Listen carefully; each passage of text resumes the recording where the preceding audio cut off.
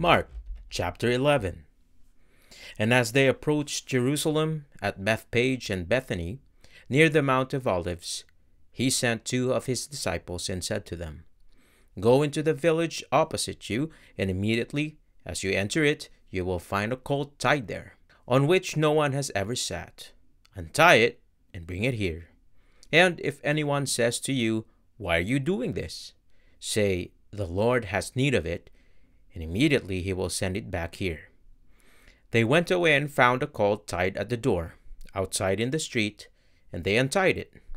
And some of the bystanders were saying to them, What are you doing untying the colt?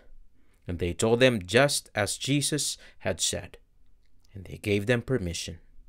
They brought the colt to Jesus and put their cloaks on it, and he sat on it. And many people spread their cloaks on the road, and others spread leafy branches which they had cut from the fields. And those who went in front and those who followed were shouting, Hosanna! Blessed is he who comes in the name of the Lord. Blessed is the coming kingdom of our father David. Hosanna in the highest. And Jesus entered Jerusalem and came into the temple area. And after looking around at everything, he left for Bethany with the 12, since it was already late. On the next day, when they had left Bethany, he became hungry. Seeing from a distance a fig tree in leaf, he went to see if perhaps he would find anything on it. And when he came to it, he found nothing but leaves, for it was not the season for figs. And he said to it, May no one ever eat fruit from you again. And his disciples were listening. Then they came to Jerusalem, and he entered the temple area and began to drive out those who were selling and buying on the temple grounds. And he overturned the tables of the money changers and the seats of those who were selling doves. And he would not allow anyone to carry merchandise through the temple grounds.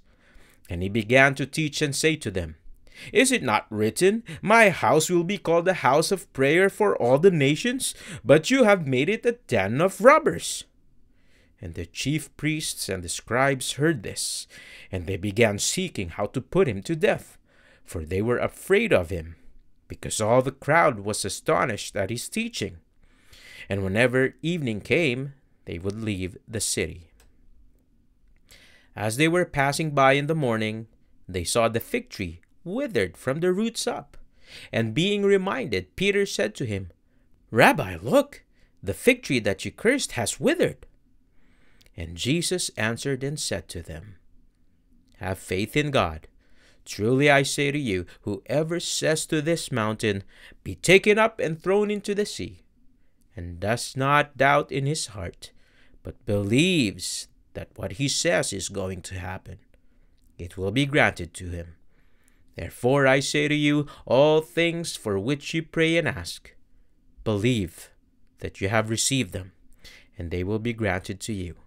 And whenever you stand praying, forgive, if you have anything against anyone, so that your Father who is in heaven will also forgive you for your offenses. But if you do not forgive, neither will your Father who is in heaven forgive your offenses.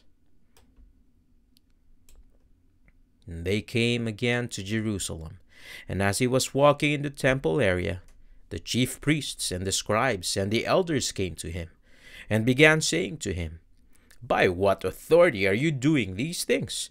Or who gave you this authority to do these things?